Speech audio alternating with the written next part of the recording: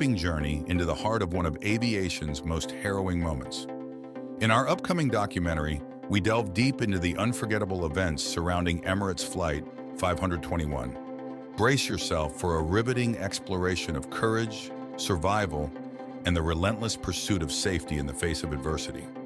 Join us as we unravel the mysteries behind the dramatic crash landing that captured the world's attention, promising a tale of resilience that will leave you on the edge of your seat.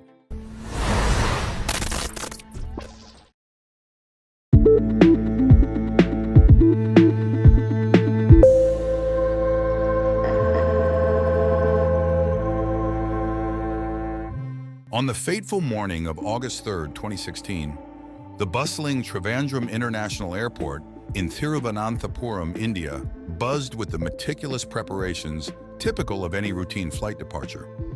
As the sun cast its golden rays over the tarmac, ground crew members diligently tended to the Emirates Boeing 777, 300 aircraft, ensuring every bolt was secure and every system meticulously checked. Inside the terminal, passengers gathered with a mix of excitement and anticipation, their luggage carefully stowed and boarding passes in hand. Pilots meticulously reviewed flight plans, weather conditions, and safety protocols, leaving no detail to chance. Amidst the hustle and bustle, there lingered an air of serenity, a quiet confidence in the seasoned professionals entrusted with the safety and comfort of all on board. Trivandrum International Airport, nestled in the picturesque city of Thiruvananthapuram in Kerala, India, is a bustling hub of activity and connectivity. Serving as the gateway to the southern reaches of India, this modern airport boasts state-of-the-art facilities and amenities, ensuring a seamless travel experience for millions of passengers each year. With its strategic location on the southern tip of the Indian subcontinent, Trivandrum Airport serves as a vital link between India and destinations across the globe. Facilitating both domestic and international travel, Emirates Flight 521 embarked on its journey from Trivandrum International Airport in Thiruvananthapuram, India, destined for Dubai International Airport in the United Arab Emirates. Spanning approximately 2,900 kilometers, this route typically takes around 4 hours and 30 minutes to complete. Traversing the vast expanse of the Arabian Sea and the Arabian Peninsula, the flight path offers passengers breathtaking views of coastal landscapes and desert vistas as they soar towards their final destination.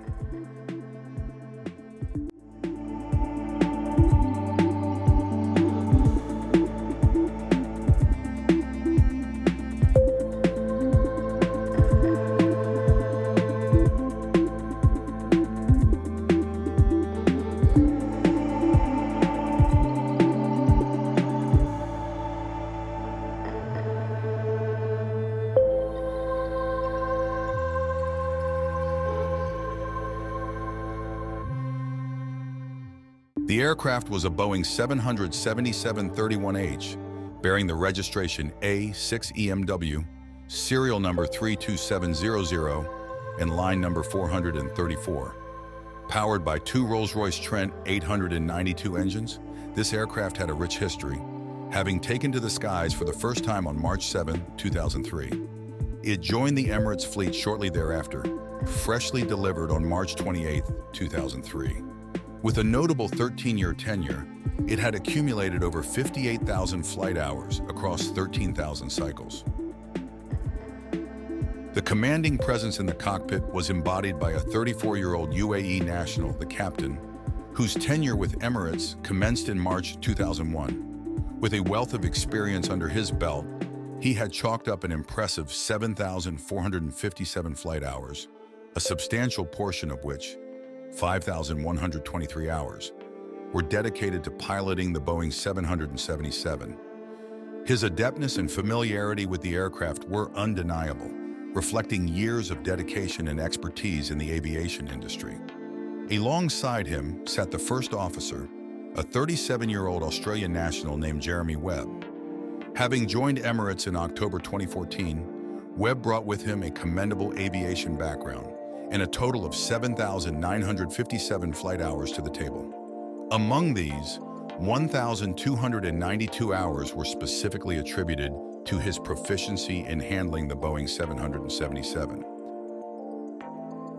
The aircraft carried 282 passengers and 18 crew members on board. Among them, a predominant number were tourists from India, eager to explore the wonders of Dubai and beyond.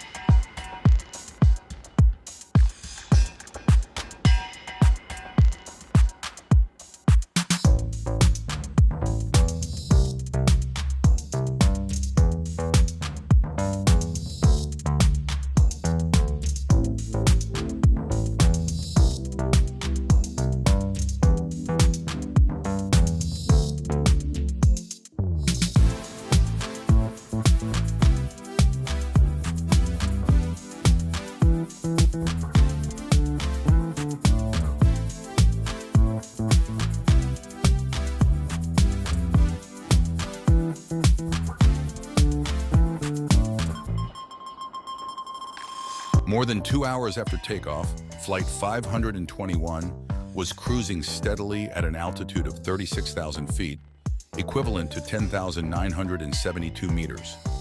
The flight progressed smoothly under clear weather conditions.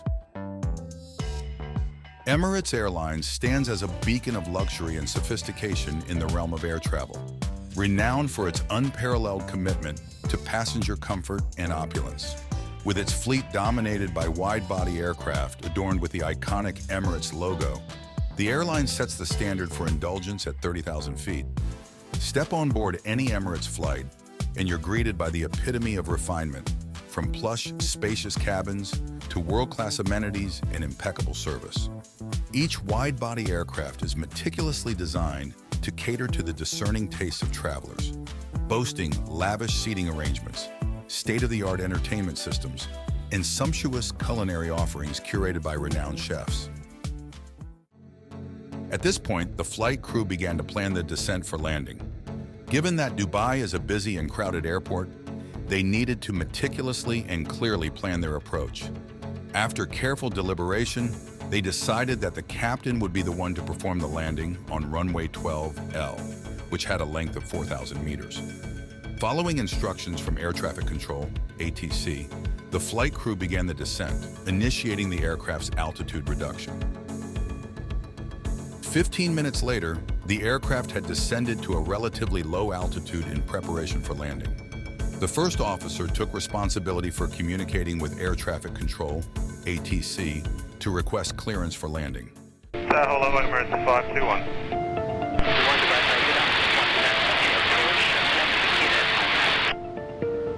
Continue planning Mike 9, Emirates 521. As Flight 521 approached Dubai Airport, it still had approximately over 8 tons of fuel remaining in the tanks. This surplus of fuel provided the aircraft with the necessary reserves in case of any unforeseen emergencies, ensuring the capability to perform a go-around if needed. At this point, the captain sensed the presence of wind shear, a sudden and drastic change in wind speed or direction, but had yet to receive any notification or guidance from ATC regarding this issue. All airport runways around the world have an area called the touchdown zone.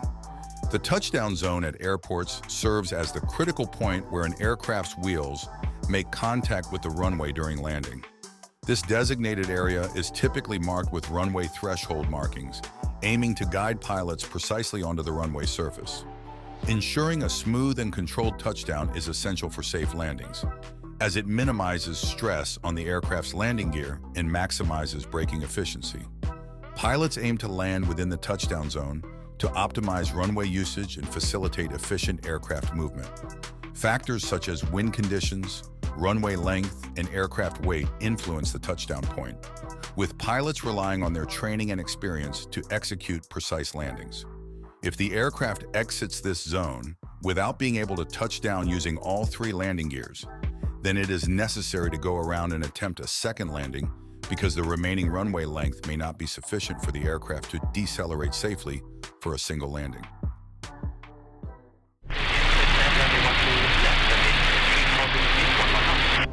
Clear to land 12, left, Emirates 521. After receiving the command from ATC, the captain proceeded to disengage the autopilot.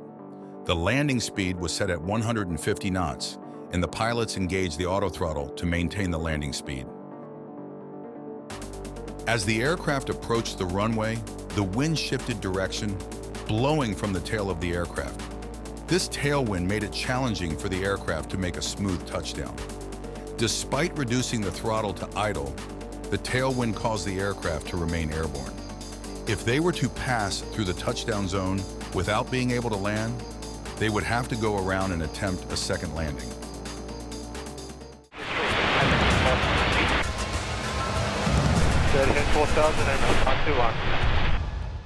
The aircraft's warning system alerted that it had touched down outside the designated touchdown zone.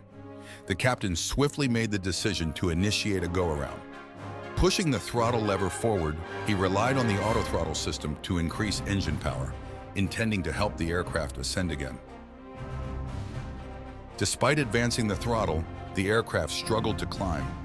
Suddenly, a stall warning blared, sending shockwaves through the entire flight crew. In that moment, it became evident that the situation was beyond salvage. Don't sink. Don't sink.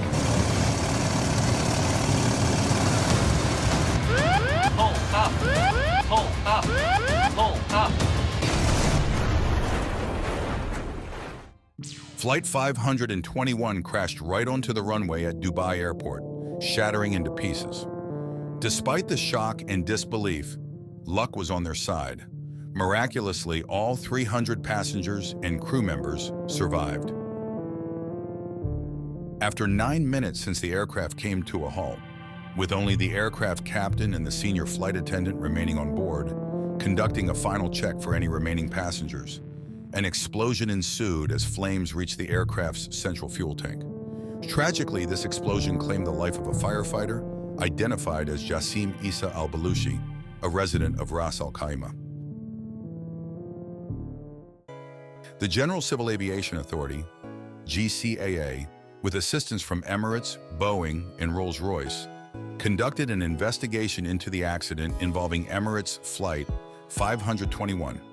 Additionally, the United States National Transportation Safety Board, NTSB, dispatched a team of 5 investigators to collaborate with the ongoing inquiry. The flight data recorder and cockpit voice recorder were retrieved from the aircraft the day following the incident. A preliminary report was issued in September 2016, followed by an interim statement in August 2017. According to the preliminary findings, the pilot attempted to initiate a go-around after a brief touchdown, resulting in the aircraft ultimately colliding with the runway, as its landing gear was still retracting. The final report, released on February 6, 2020, identified key factors contributing to the accident. It noted that during the landing and attempted go-around, the flight crew failed to effectively monitor crucial flight parameters. Specifically, they were unaware that the autothrottle system did not engage the engine thrust levers to the appropriate position for a go-around after the pilot initiated the procedure. The report highlighted the flight crew's heavy reliance on automation and their lack of training in executing go-arounds from close to the runway. These factors significantly impacted their performance during the critical phase of the flight, which differed from their experiences in simulated training scenarios. 8 days following the crash, on August 11th, Emirates offered compensation to the 282 passengers affected by the incident. Each passenger received $7,000 in compensation, consisting of $2,000 for loss of luggage and personal belongings, and $5,000 for any other damages incurred. Additionally, Emirates modified the flight number for the Trivandrum to Dubai service, which was changed to EK 523.